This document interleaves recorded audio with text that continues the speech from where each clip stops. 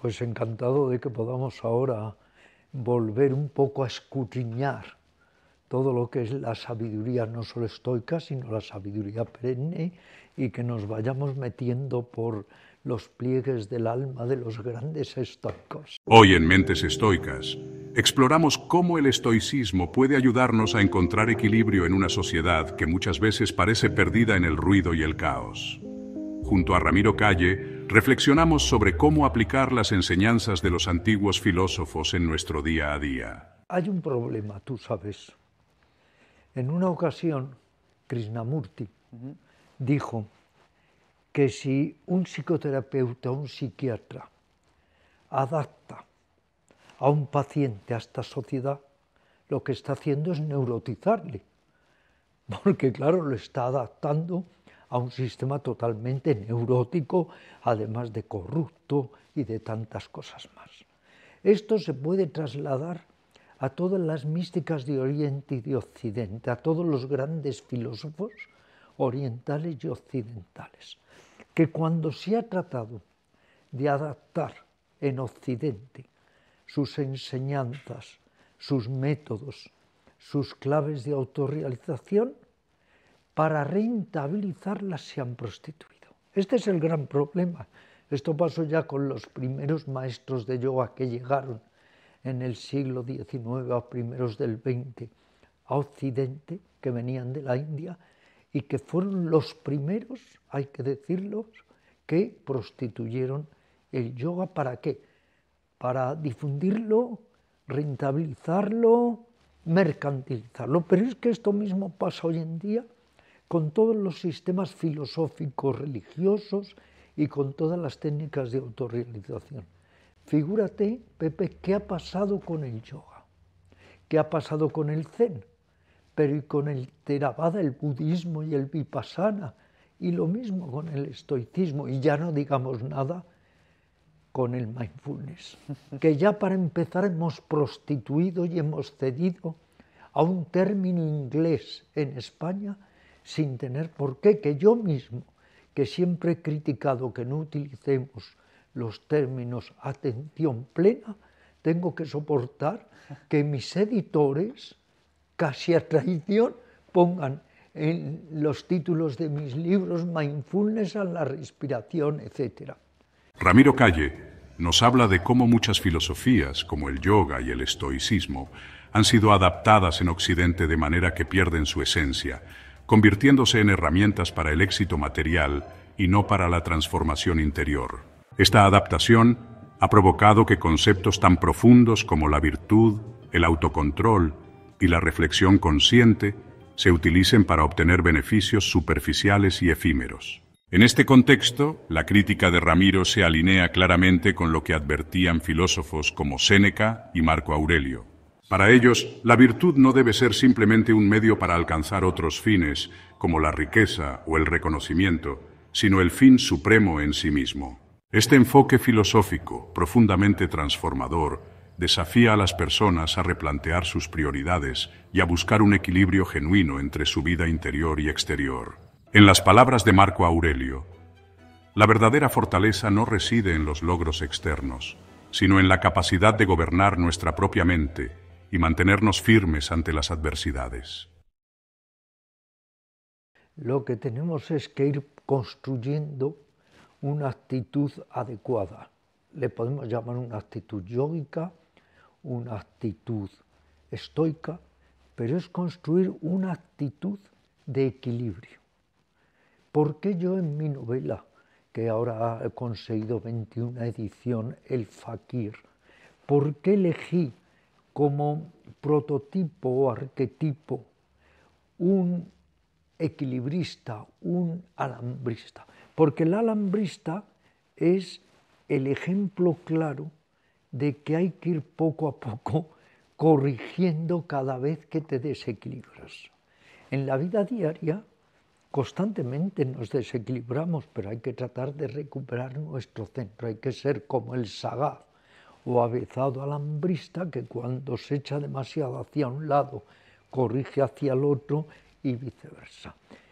Los estoicos, que para mí han sido los grandes yogis occidentales, como dije en la anterior conversación contigo, lo que trataban es de ordenar la mente de manera tal que pudiera ser constructiva para ellos mismos y también para las otras personas.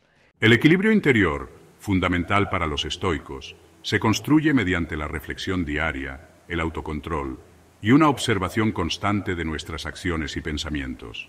Marco Aurelio lo describía como la capacidad de mantenerse centrado y firme, incluso cuando la vida nos enfrenta con los extremos de la experiencia humana, el éxito o el fracaso, el halago o el insulto. Para los estoicos, el equilibrio no solo es un estado deseable, sino una herramienta indispensable para navegar por los retos de la vida con serenidad. Este concepto también implica aceptar la impermanencia de las circunstancias y desarrollar una fortaleza interna que permita reaccionar de manera justa y constructiva, sin ser arrastrado por las emociones.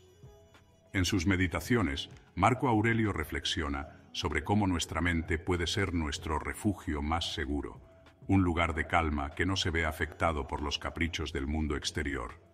La práctica diaria de este autocontrol comienza con actos sencillos, como tomar un momento para respirar profundamente ante una situación estresante o reflexionar sobre cómo nuestras palabras y acciones impactan a los demás, fomentando así una vida más consciente y equilibrada.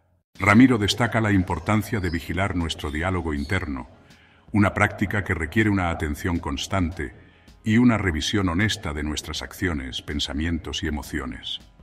Este ejercicio diario no solo implica ser conscientes de nuestras palabras, sino también cuestionar cómo nos tratamos a nosotros mismos y a los demás. Practicar valores como la virtud, la paciencia y la reflexión consciente es esencial para construir una mente equilibrada y resiliente.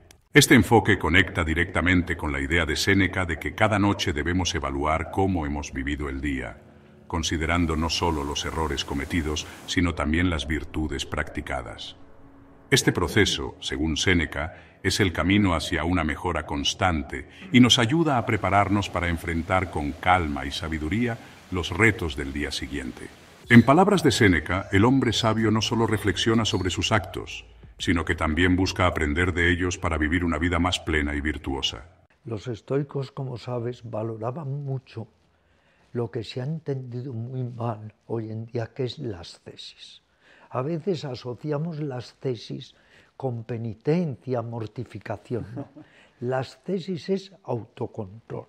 Las tesis es la capacidad de regular tu cuerpo, que es nuestro vehículo carnal en este plano, y la capacidad de regular nuestra mente, nuestro comportamiento, nuestra forma de ser.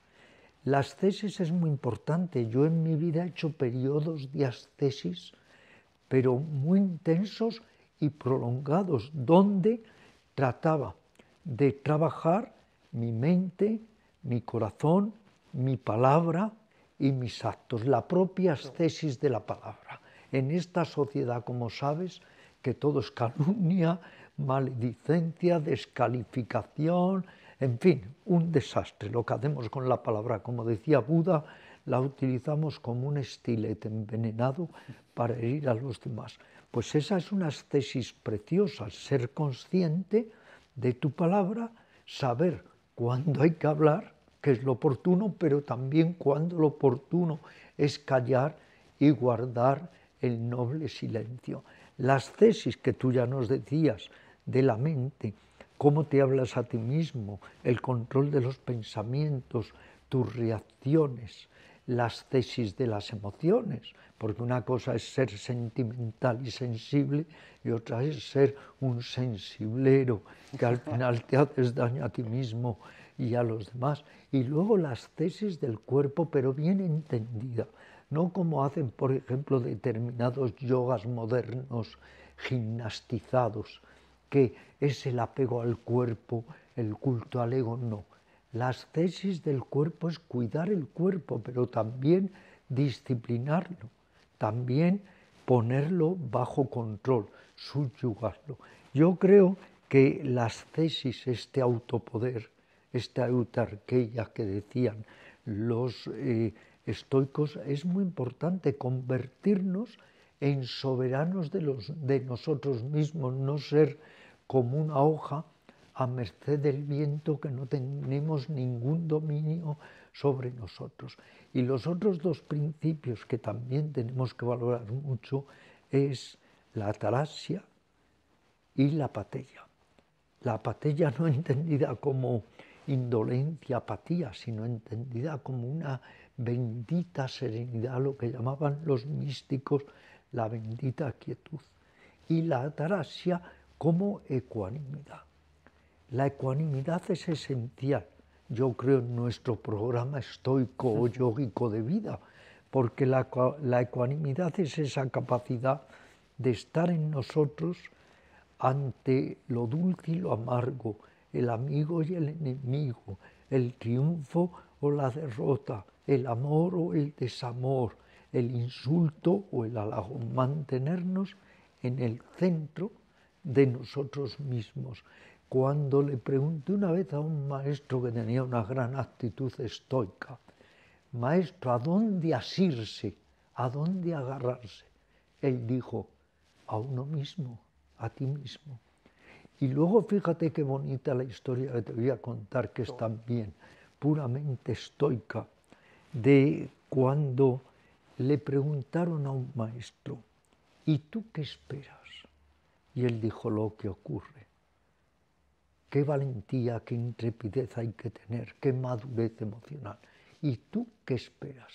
Lo que ocurre.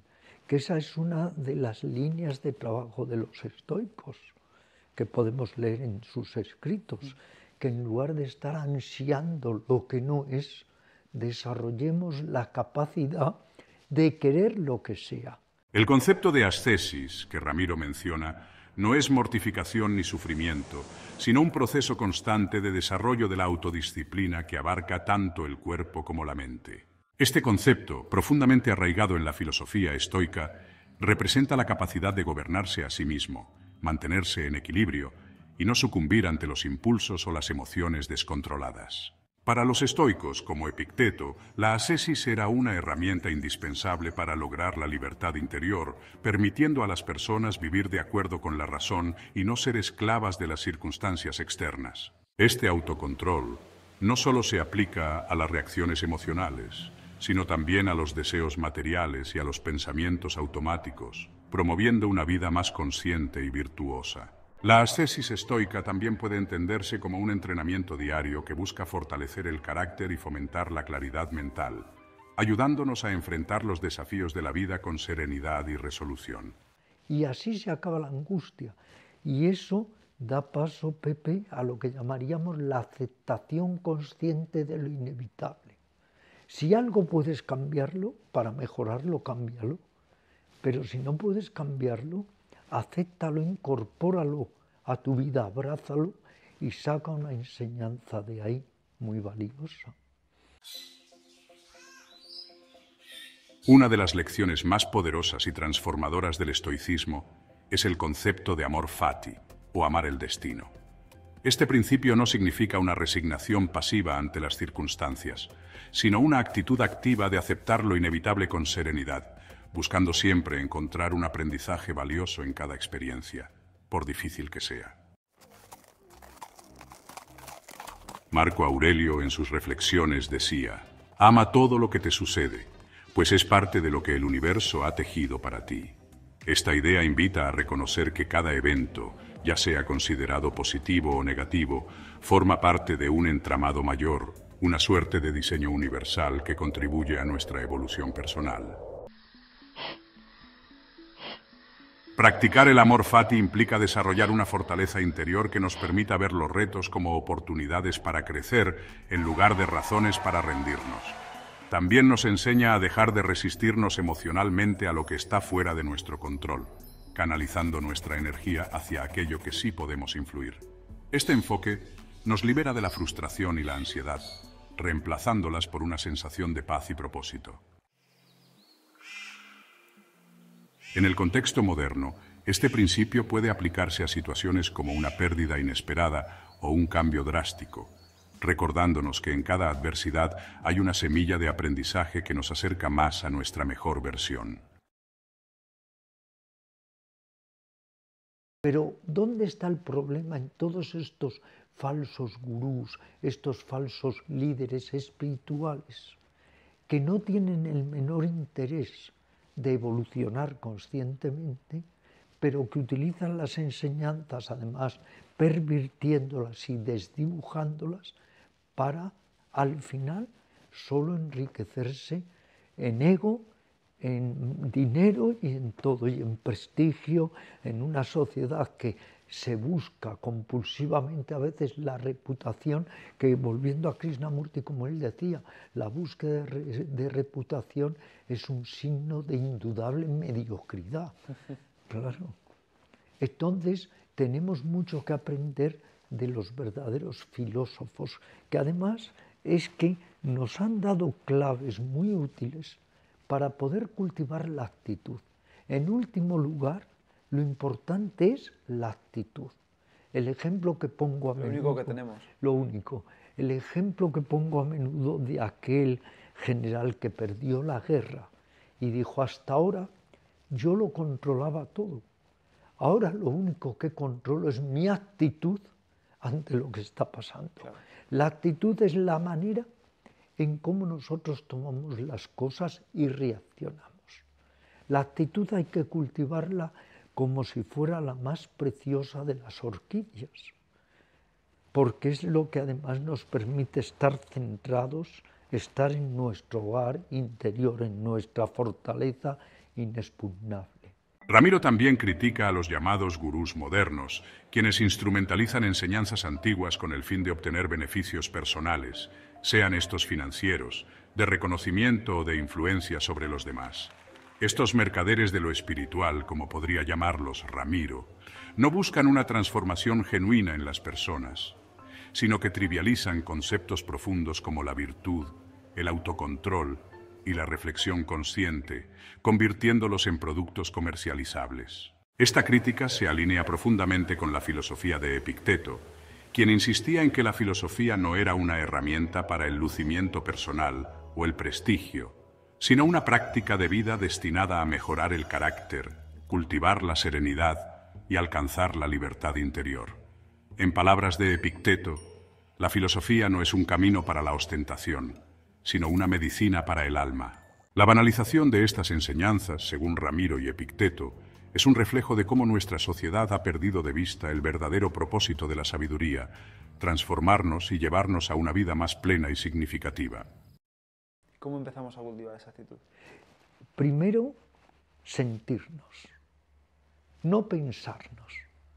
Porque la gente cree que la filosofía es pensar. No, la filosofía es que piensas, que desarrollas ese amor a la verdad, a la sabiduría, pero para luego ir a capas más profundas de tu ser. Si un filósofo se queda solo en la mente, eso no sirve para nada, no te cambia. Lo importante es que eso vaya calando y calando en nuestros comportamientos anímicos y que empecemos a cambiar parámetros, patrones, esquemas de nuestra mente. Esos patrones que antes provocaban sufrimiento, malestar, división, hay que irlos modificando para crear actitudes constructivas de compasión, de benevolencia, de ecuanimidad, de serenidad. Y darnos cuenta de que no hay nada que pague un instante de paz. Es que el problema es que no tenemos claras nuestras prioridades vitales. Y los estoicos las tenían muy claras. Podían luego fallarse a sí mismos como todos los humanos y entraban también en grandes contradicciones, que por un lado estaban hablando de desapego, de despego, y por otro unos eran multimillonarios y otros tenían el mayor poder. Claro, es una contradicción en la que todos entramos, pero hay que ir poco a poco desmontándonos a nosotros mismos, conociéndonos. El gran maestro Eckhart decía, irnos atravesando capa tras capa hasta llegar a nuestro centro, a nuestra médula, lo que los sufíes llaman el núcleo del núcleo. Ese es un trabajo muy importante, pero claro, si se nos dan enseñanzas ya falseadas y desdibujadas y métodos que en lugar de pretender el cambio y la transformación interior, lo que pretenden es que apuntales más tu ego, pues en lugar de estar avanzando lo que estamos es involucionando. Y es lo que se está haciendo hoy en día con la mayoría de las enseñanzas, tanto de Oriente como de Occidente, y no digamos ya de los místicos, porque ya nadie les hace caso. Es mejor para ellos, que no les manipulemos, les utilicemos y les falseemos. Pero que también es triste que las mentes más iluminadas, más brillantes de la humanidad, las tengamos ahí totalmente arrinconadas en una especie de trastero que no visitamos nunca. Finalmente, Ramiro nos invita a construir nuestro soberano interior, esa fortaleza estoica que nos permite mantenernos firmes ante las tormentas de la vida y enfrentar los retos diarios con serenidad y claridad mental. Este soberano interior no es solo un concepto filosófico, sino una práctica que nos ayuda a desarrollar la autarquía, es decir, la capacidad de depender de nosotros mismos, para encontrar equilibrio y paz, independientemente de las circunstancias externas. Marco Aurelio, en sus meditaciones, enfatizaba la importancia de este refugio interno escribiendo: «Busca refugio en tu propia mente, y nunca estarás solo». Este refugio es un espacio de calma y fortaleza donde podemos procesar nuestras emociones, reflexionar sobre nuestras acciones y prepararnos para los días por venir. Construir este soberano interior implica un trabajo diario de introspección, autocontrol y aceptación consciente, elementos que los estoicos consideraban esenciales para una vida plena y significativa. Al cultivar esta fortaleza interna, nos volvemos menos susceptibles a los cambios externos y más capaces de vivir de acuerdo con nuestros principios y valores más profundos. Pero cuando somos capaces de encontrar paciencia, calma, sosiego, se abre en nosotros una puerta que nos reporta la preciosa energía del ser, que no se puede poner en palabras, porque una cosa es la distracción, que está muy bien, no hay que demonizarla, la diversión, el entretenimiento, pero eso no te da dicha, eso te da un contento muy superficial, te da distracción. Sí, que a veces es necesario también. También, por supuesto, pero hay otro tipo de dicha, de felicidad muy honda, muy profunda, que todos alguna vez, por fortuna, hemos experimentado al contemplar un amanecer, al abrazar a un amigo que no veíamos hace mucho tiempo, en el éxtasis sexual. Encontramos botones de muestra de lo que es esa dicha muy profunda. Cuando uno alcanza esa dicha muy profunda, no quiere decir que no trates de mejorar y prosperar exteriormente, pero ya has encontrado un tesoro inestimable, que es que la dicha está dentro de ti. Y fíjate hasta qué punto he conocido personas así, que he conocido personas que sin tener absolutamente nada, como mi buen amigo Baba Sivananda de Benares, siempre estaban contentos y eran dichosos. O personas que se han sentado en meditación y están 10 horas en inmovilidad. Claro, te preguntas, ¿pero qué hace 10 horas? Claro. Pues es como la abeja que se queda extasiada libando en la flor, el néctar de la flor, y es la máxima felicidad. Si uno realmente estuviera bien, equilibrado, es que sería una dicha, pero ¿por qué la gente huye constantemente? Yo tenía un alumno que se metía a las 10 de la mañana en un cinematógrafo y salía a las 10 de la noche. Huía. Pero es que todos estamos huyendo. Es lo que se llaman modos falsos de resolver la ansiedad, que nuestros agujeros psíquicos en lugar de taparlos y taponarlos bien, los agrandamos como huyendo. Adicciones, ludopatía, adicción sexual, elevar al máximo nuestro coeficiente de trabajo, huir, huir, huir. Gracias por acompañarnos en este recorrido por las enseñanzas estoicas y las reflexiones de Ramiro Calle. El estoicismo no es solo una filosofía antigua, sino un camino práctico para vivir con mayor serenidad, propósito y fortaleza interior.